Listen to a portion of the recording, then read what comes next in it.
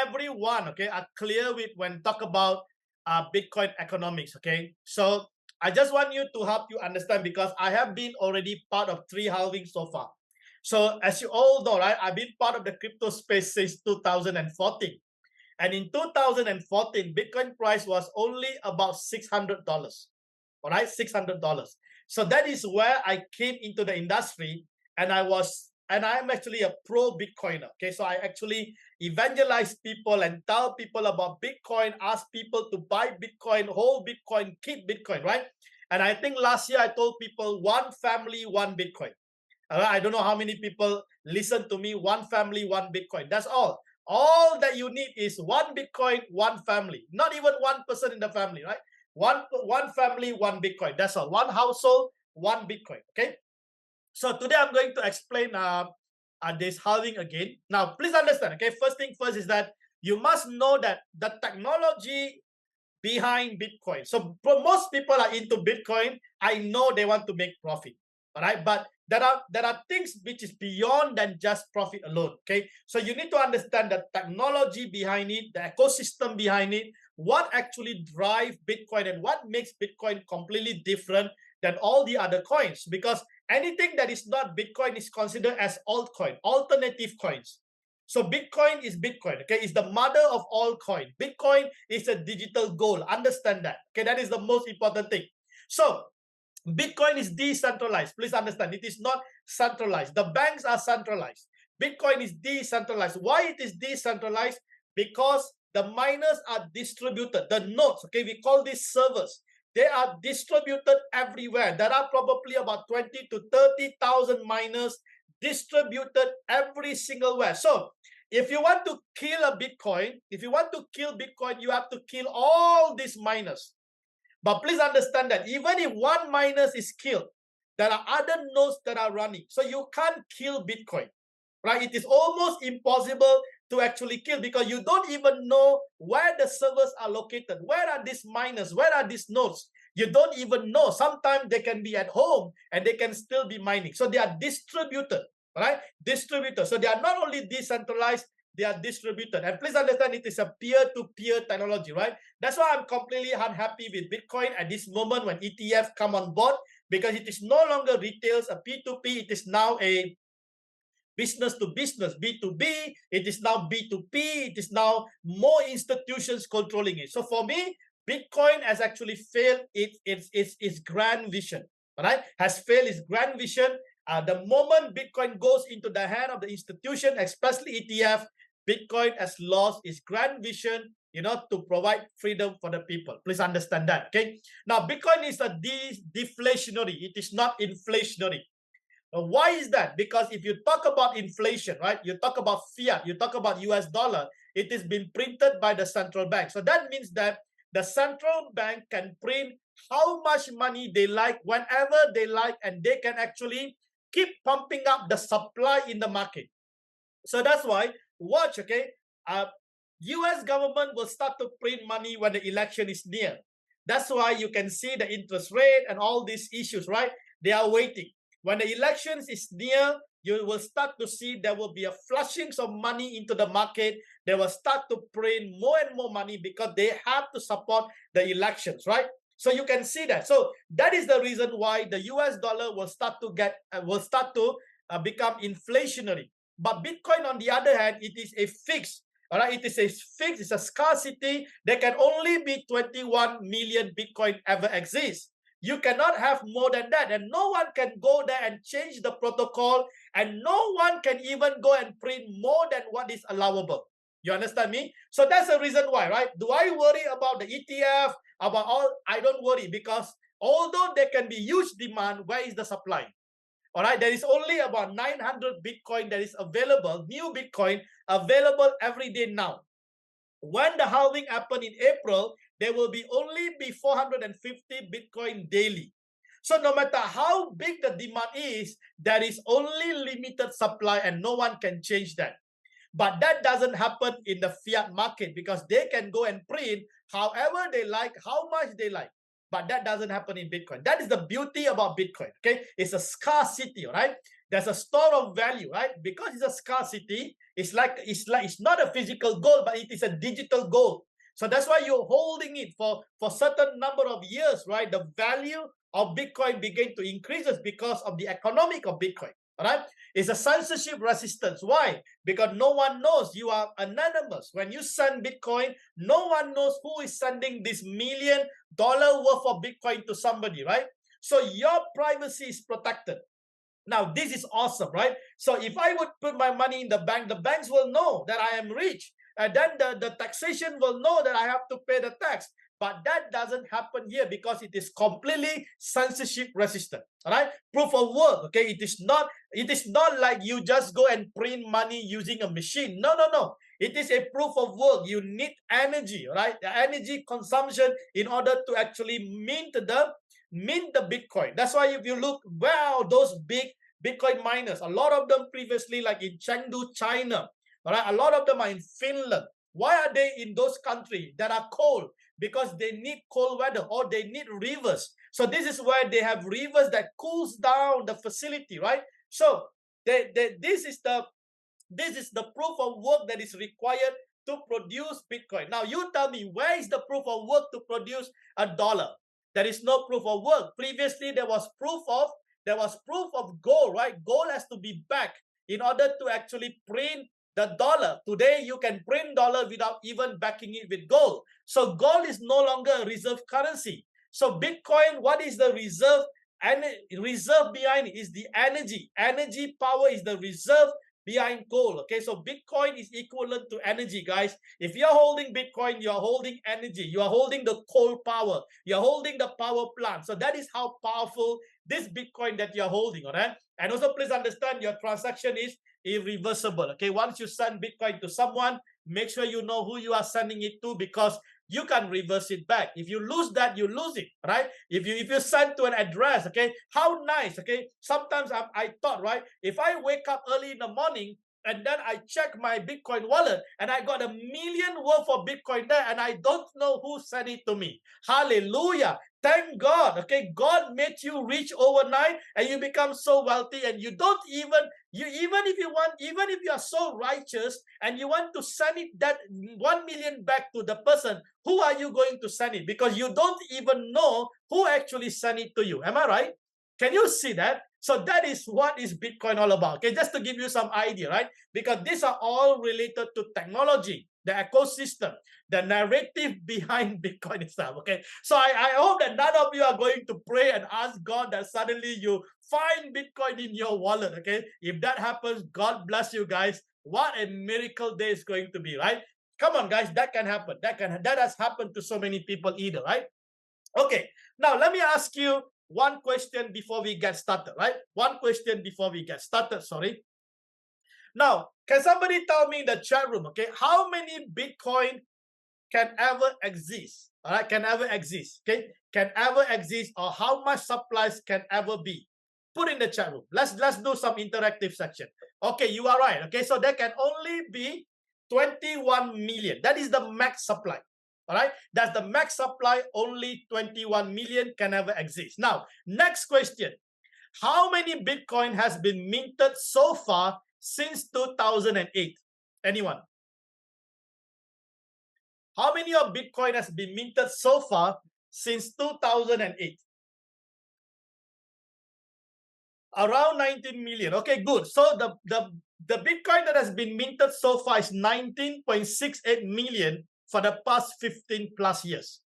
BTC left to be minted is around 1.32 million, which is only about 6.28%. Now, please understand, from the Bitcoin that has been minted, there are about 4 million or 19% has already lost. This is lost because some people forgot their recovery phrase or private key, right? Some people throw their disk away and they thought that there is no value. So just imagine. So how many Bitcoin are really available if you just take away that 4 million? So you might have only about 15 million plus that is actually available. All right, can you see that? So this is an important number. Okay, important number, because I'm going to ask you something later on. All right, now what when will 21 million actually be fully minted? Anyone knows that? When will be 21 million be fully minted? Anyone got the number? I'm asking you all the relevant questions. Okay, so if you are in this industry, you must really know. Okay, so it will be fully minted in year 2140. All right, some of you will be dead by then. So that's why I always tell people, come on, guys, you are not doing this for yourself. You are doing this for your next generation. So if you are accumulating Bitcoin, you are buying Bitcoin, you are saving Bitcoin, $100 every month, do it for your children or your next generation. All right. So now let me ask you something, right? So now if 19.68 million takes 15 years to mint, how long will it take for 1.32 million to be minted? Can you just grasp this? Okay, if 19.6 million takes 15 years to be minted, and now you only have about 1.32 million, can somebody tell me how long will it take for the 6.28% or 1.32 million to be minted? How long more? So this is going to puzzle everyone, right? This is going to be puzzle everyone, but this is what is Bitcoin all about. So that means that it is going to take another 116 years for this 1.32 million to be minted. Why is it? Because of the Bitcoin economics, because of the scarcity. So I'm going to explain to you why it is going to take 116 years. And this is why, okay, this is why you can see the inherent power within Bitcoin itself. And this is why it is called the store of value, right? Now let's look into this chart as I explained to you on the halving, because the halving is the one that determines the supply of Bitcoin. The halving is the one that determines how much Bitcoin actually goes into the market, right? And how this whole thing works. Now, before you understand that, just understand a few basic things, okay? Per block is 10 minutes. So every time that what we call a blockchain, right? So when you hear about blockchain and you hear about Bitcoin transaction, every block is 10 minutes. In that 10 minutes, there can be thousands of transactions. All right, some of this block can be probably a one mega size, or depend on the size, it can be like 1,000. Sometimes can be 1,000. Sometimes can be 2,000 transactions. So it depends on the size of that block. So per block is 10 minutes. So just imagine, right? Every block is created 10 minutes. So when 10 minutes complete, another block. So it keeps creating a new block every 10 minutes. So that's why people say, right? Why blockchain cannot be hacked? Because before you even start to hack, another block is created. Another block is created. So if you have a technology that you can hack this block less than 10 minutes, then probably you can hack it. But where is the technology? Even quantum computing are not able to match with the 10 minutes block that is produced. That's why we call these chains of block or blockchain. All right, I hope you understand that. Okay, so this is important for you to understand. That's why a lot of the organization now are actually implementing blockchain, because blockchain cannot be hacked at all. All right, and blockchain is basically a cryptography. A cryptography technology has been around since probably 1980. So it is not something new. It is 100 years of cryptography technology. All right, so that's how powerful blockchain is. Now, also understand that miners are rewarded for validating and recording Bitcoin transaction in the public ledger. So this is what the miners do. All right, so the miners' job. So when you actually execute the transaction, what happened to that transaction? That transaction will be validated by the miners, and not only they validate, they also have to record the transaction in the blockchain, or we call this as a public ledger. So all the transaction will be in the blockchain, will be in the public ledger. Now, please understand, okay, there are thousands of miners. So the miners who actually validate and record this information in the public ledger first. So the miners are competing against other miners. So that's why the miners who have the most powerful equipment, the most powerful facility, all right, the miners will be the one that actually gets the reward. All right, so that's how it works. So the miners are competing against each other. So who will validate first? Okay, so it's like they have to solve this mathematical problem, and then those who solve the mathematical problem and then validate and then record, they will be rewarded with Bitcoin. So this is how new Bitcoins are circulated into the environment, into the universe. It goes through the miners. So some of these miners may hold this Bitcoin. They may not want to sell. So that's why you are hearing the news now, right? That it says that the supply is not enough. So the ETF buyers are not able to get supply from the exchange. So they are going directly to the miners actually to buy the Bitcoin from the miners. So when the miner sells the holding, what happened to the price? The price will start to collapse. All right. So this is how, okay, I want you to understand. So the miners are rewarded with Bitcoin. Okay, later we're going to talk about the reward. And also please understand, halving happens every 4 years or every 210,000 blocks. So every 4 years, it is a protocol that has been fixed that every 4 years, the halving will take place and no one can change that. All right. So now let's look into this reward per block. So when the miners actually mine, those miners who mine first, all right, they validate the record, so they will be rewarded with Bitcoin. So in 2008, all right, in 2008, the reward was 50 Bitcoin. Now, please understand, in 2008, Bitcoin was new. So you can just use probably your computer or your CPU to mine. But now you can't use your CPU. You might need GPU. You might need probably a more powerful mining equipment, mining machine to mine. All right. So in those days, if you mine or you have a nodes and you mine, you will be rewarded with 50 Bitcoin. All right. So that is in 2008. All right. So now, please understand, okay? In 2008, imagine what is the price of Bitcoin. Probably 0.004005, right? That is probably no value at all. When this person received that Bitcoin or the miners received the 50 Bitcoin, there might be no value. Now, just imagine if the 2008 miners are still around and they are holding this Bitcoin, what is the value of that Bitcoin today? So that's why miners will hold their Bitcoin. They will not sell until 70,000, 80,000, right? They start to sell, you see? So now, the first halving happens in November 2012. So in November 2012, what happened to the reward? The reward is half. So that is what is meant by halving. So that means the supply of the Bitcoin is no longer 50 Bitcoin every 10 minutes. The supply is now 25 BTC every 10 minutes. So what is the price of BTC in sometime 2012? Is around $12. Now, can you just imagine, right? Although the reward is reduced, but the price is actually probably 10 times or more than that. All right. Then we had the second halving. Second halving is sometime July 2016. Now the reward, okay, the reward was further halved to 12.5 BTC every 10 minutes. So, but look at the price of Bitcoin sometimes in 2016 during the halving is around $650. So although you can see that the reward actually been halved and reduced, but the value of that Bitcoin has already increased, okay, many, many times. All right. And then the third halving is sometimes 2020 in May. And you can see that the reward is now halved to 6.25 BTC, but the price of BTC is somewhere around $8,700. All right. And the next halving that we are waiting just around the corner, which is in 9 days or 10 days. Okay, sometime in April, probably 20th.